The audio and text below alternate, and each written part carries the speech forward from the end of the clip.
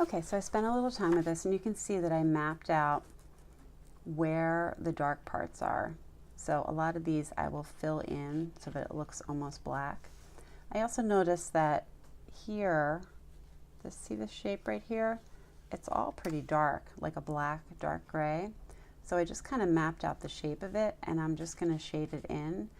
You know, trying to get all this little stuff is very tedious, so instead I'm just going to shade it in as one. We might have some white color pencils that I can bring out, and we can do the whiskers, but for right now I wouldn't worry about them. And you can see over here I got this kind of dark shape right here, a little bit of fur texture.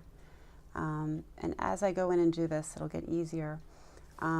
Also, I noticed here on his face, it's darker right here and it gets lighter right here because this sticks out on his face, his nose, and it's sort of catching the light. So when you shade in, those are just the little things you want to notice. So again, go slow. I notice it's darker over here. This is pretty white in here, but not quite white. So we're just going to kind of dirty it up a little bit with some pencil marks. And right here, it gets a little darker where the nose, that raised part of the nose where it attaches to the face. So also, here's his nostril. This is really dark right here. And it goes almost black right up the side of his nose.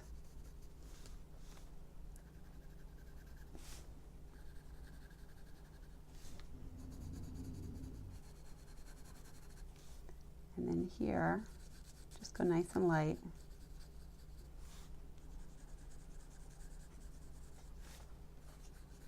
And just do a nice loose stroke and keep trying to get it about as dark as that.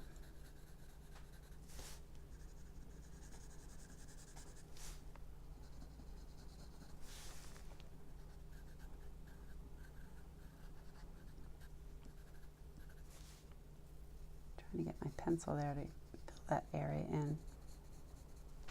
Okay.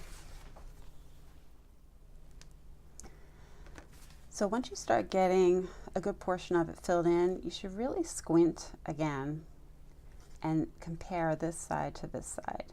And when I look at it, I can see that this part is not as dark as that.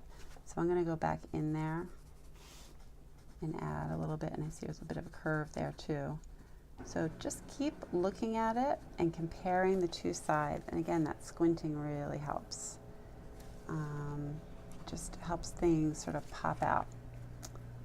It's also good to look away and take a little break. It's hard on your eyes to keep concentrating like this, to keep focusing on something for so long. So if you need to look up and look out the window for a little while, that's okay, just to give it a rest.